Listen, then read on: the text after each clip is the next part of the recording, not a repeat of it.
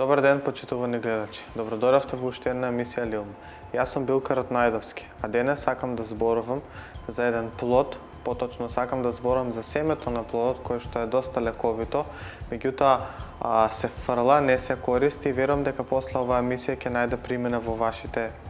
домашни аптеки. Денес токму зборуваме за семето од дуња. Знаеме за лековитоста на дуњата, знаеме колку е лековито, но дали знаевте дека може да се користи и семето од дуња кое што после изедувањето на дуњата значи се фрла. Семето од дуња или по латински семен цидонијае е всушност семе кое што се наоѓа во внатрешноста на дуњата, кое што пред се има доста богат хемиски состав. Значи во неговиот состав може да се најде амигдалин, кој што е всушност витамин B17. Витаминот B17 е всушност витамин кој што делува антиканцерогено, поточно е на некој начин гликозид кој што доколку се претера, значи може да дојде до јака токсичност во самиот организам, па затоа секогаш кога се користи семето од дуња препорачливо е да се користи како цело, значи не смее да се сече, не смее да се толче, туку да се користи како цело со цел да не се ослободи поголемо количество на тој витамин B17, поточно на самиот амигдалин. Покрај тоа, значи покрај слузи кои што содржи во неговиот состав, значи доста слузи, негде околу 22% содржи слуз, потоа содржи танини, содржи јаболкова киселина, содржи најразлични други минерали и витамини, но пред се, како што реков, најглавни, доминантни се етерското масло кое што се содржи во него, амигдалинот и самиот слуз. Зашто се користи пред се семето од дуња? Семето од дуња се користи, има широка примена, поточно се користи за многу заболувања, од кое што првично сакам да напоменам дека всушност може да се применува надворешно, значи како облоги, самиот чај да се користи како облоги, но може да се користи и внатрешно за многу заболувања. Внатрешно се користи за обложување на самите органи доколку имаме значи внатрешни воспалителни процеси, поготово доста добро да се користи кај најразлични инфекции, поготово инфекции на дишни патишта. Доста го препорачам да се користи кај астма, доста е добар да се користи кај бронхитис, доста е добар да се користи кај сува кашлица, кај воспаление на самото ждрело, кај проблеми со грлото,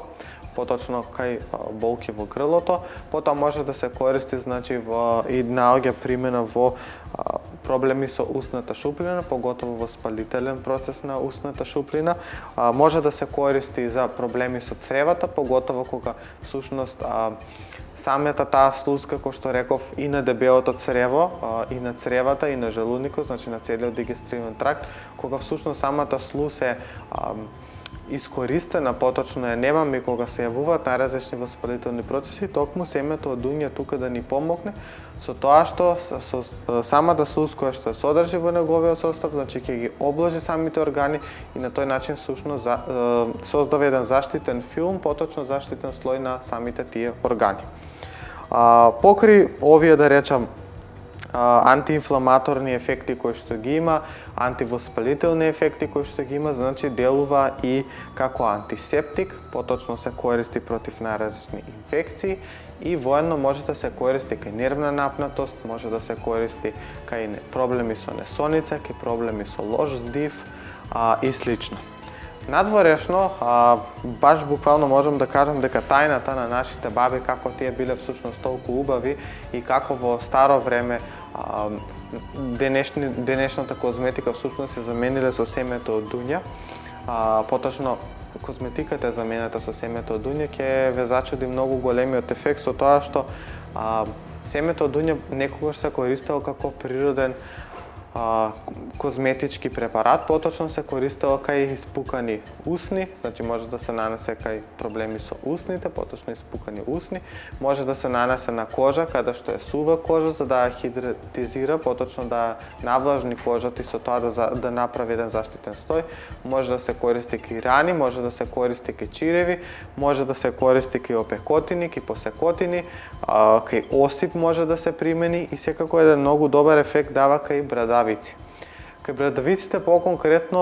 што е тоа што лечи? Тука е слуста која што лечи, меѓутоа тука е и јаболковата киселина која што се содржи во самиот состав, значи на семето од дуња, која што всушност наоѓа примена во разједување на самата брадавица, па затоа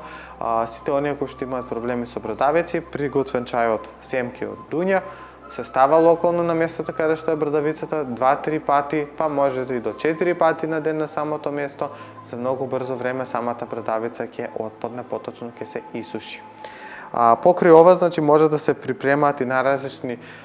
лековити маски, поточно маски за која што може да се стави на лицето со цел да се помогне при бори, при проблеми со рани, при проблеми со сува кожа, како што реков, и чисто за убави на некој начин за дамите кои што сакаат да си користат природна козметика. Семето од дуња е тука токму за тоа. На кој начин всушност се употребува, поточно како да си спремиме лековити препарати во нашиот дом. Семето од дуња пред се користи во форма на чај, со која што се ослободуваат, значи, сите наразлични слузи во самото семе, а со тоа всушност се возможува да чајот биде сам лековит. На кој начин се прави? Значи, се зема едно кафено лажиче рамно семе од дуња, со кое што се става со 200 мл, поточно семето од дуња се става во 200 мл ладна вода. Се поклопува да стои тоа 6 до 12 часа. Нарано утро самиот чај се процедува, значи ќе приметите дека самиот чај веќе добива една лигава материја, поточно тие слузи кои што всушност ни треба за горе наведените болести, поточно за внатрешни проблеми, како што реков, астма, бронхитис, кашлица, проблеми со нервна напнатост, проблеми со спиење, проблеми со лош див и слично. Значи, оваа количина на чај се пие во текот на денот во голтки. За проблеми надворешни, кај рани, посекотини, опекотини, сува кожа и слично, овој чај, значи, се топи со памукче и потоа се нанесува директно на самото место. Има еден многу добар рецепт кој што се прави за декубитис. Значи, сите кои што имаат декубит, овој рецепт кој што можете да си го припремите во домашни услови, кој што навистина дава одлични резултати, го имам применувано многу пати и никогаш не ме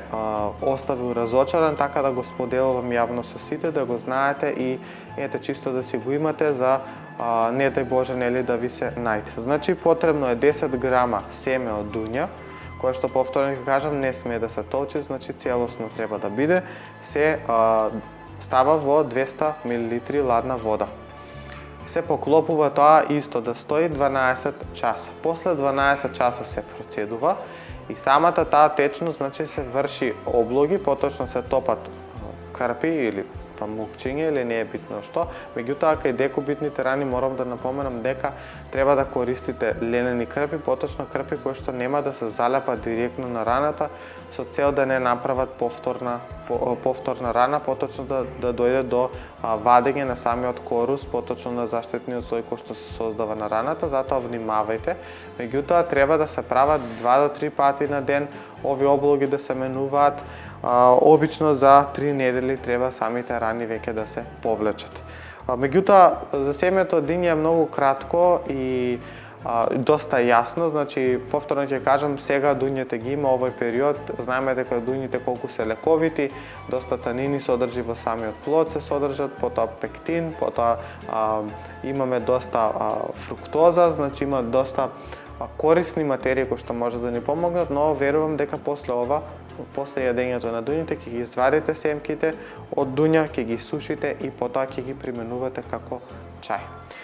Ви благодарам за вашата гледаност, ви посакувам да бидете во добро здравје и се гледаме во наредна емисија. Поздрав и бидете во добро здравје.